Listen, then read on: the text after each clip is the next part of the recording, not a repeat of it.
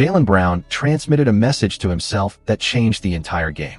A message so simple that it flipped his performance upside down and turned a shaky night into total dominance. In the first half against the Nets, Brown looked disconnected. 6 points, 3 turnovers, barely 10 minutes on the court. It felt like something was off. But after halftime, everything shifted. And the reason for that shift is exactly what is raising eyebrows across the league right now. Before I continue, make sure to like the video, subscribe to the channel, and click the hype button to help this community grow. Now pay attention, because what happened next might define the rest of the Celtics season. When the third quarter began, Jaylen Brown became a different player. Joe Mazzulla simply could not sit him down anymore. Brown attacked the paint without hesitation, drained shots from deep, and earned free throws with authority. 17 points in a single quarter, for makes out of 8 attempts, 7 trips to the line, all converted. He generated 19 of Boston's 27 points in that period alone. The level of control, confidence, and physicality did not come from a new playbook or a dramatic adjustment. It came from the message he told himself. Brown explained that he was overthinking the game in the first half. He admitted he was trying to pass too much, trying to think instead of play. When he relaxed, when he reminded himself that basketball is just basketball, the entire rhythm of the game changed. That mindset did not just rescue his night. It rescued Boston's momentum.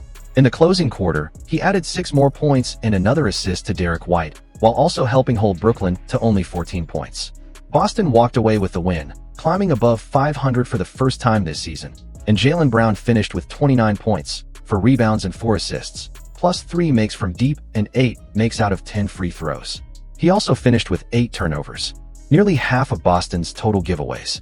And that is where the story becomes even more intense. Brown did not hide from that flaw. He said clearly that his team feeds off his start, and he must be better. He acknowledged that Joe Mazzulla is holding him to a higher standard. That honesty is rare. But what is even rarer is the transformation it caused on the floor. So the real question now is this.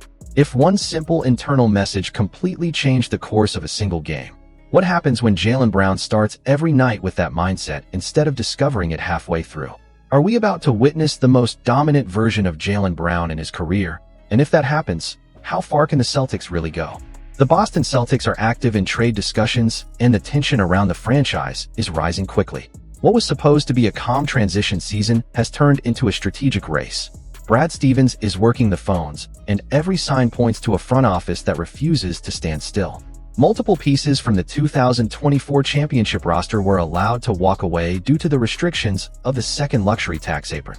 That alone already hinted at a deeper plan, and now the trade market is confirming it. The Celtics are not simply monitoring opportunities, they are positioning themselves to strike. And before we reach the most critical part of this situation, pay close attention because the next moves could redefine the entire future of the organization. Reports from NBA insider Matt Moore state that Boston has been routinely mentioned in negotiations across the league. The team continues to canvass for opportunities and keeps itself present in every trade conversation that could provide value. The challenge is clear. The Celtics are not willing to take on new salary commitments after their cost-cutting this summer, but they remain one of the most opportunistic teams in the market. That creates a scenario where every conversation matters and every opening could be exploited with precision.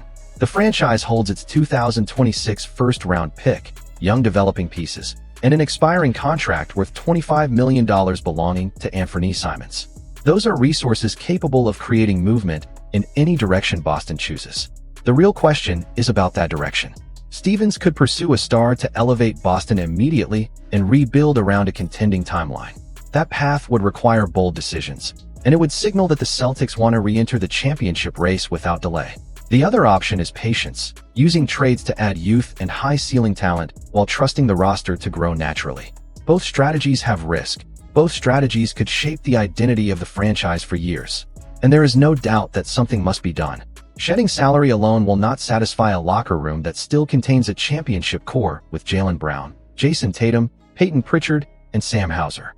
This is where urgency becomes unavoidable. The Celtics cannot count on time to fix their problems. The February 5 trade deadline is approaching, and the 2026 offseason is already being mentioned as another critical window. Brad Stevens has earned trust with his consistent and intelligent trades since entering the front office. But the pressure is at its highest moment. Fans can feel it. Players can feel it. The entire league can feel it. With the Celtics clearly in need of upgrades to restore their identity as a contender, the big question is now impossible to ignore. Will Boston take the risk of a major trade that reshapes the roster and reignites the championship pursuit? Or will hesitation cost them the core that has already proven it can win at the highest level?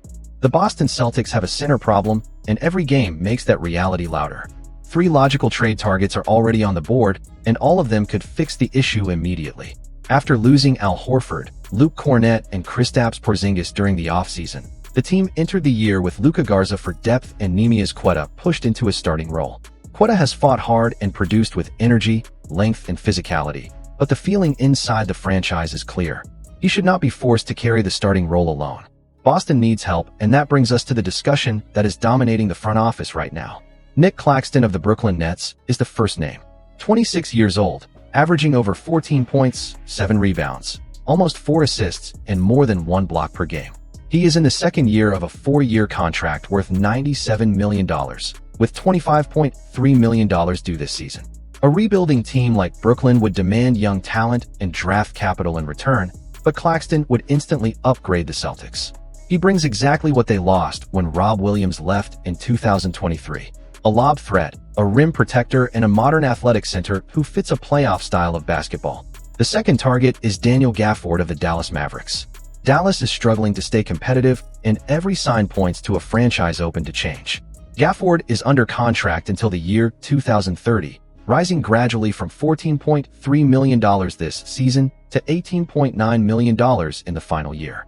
He plays vertical basketball, protects the rim, and finishes above the rim on both ends. He would slide into the starting center spot without disrupting the core system. It is a clean fit and one that is already generating internal debate in Boston because it would stabilize the rotation without requiring risky adjustments. The final name is Nikola Vucevic.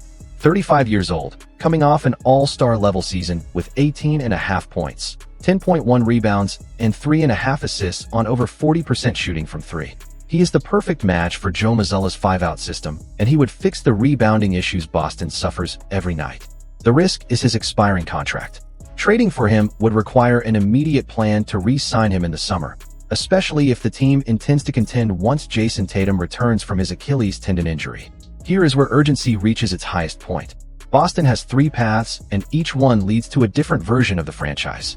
Claxton is the long-term athletic answer. Gafford is the reliable structural fix. Vucevic is the win-now bet. The front office cannot chase all 3. They have to choose one, and the clock is running. The question is unavoidable.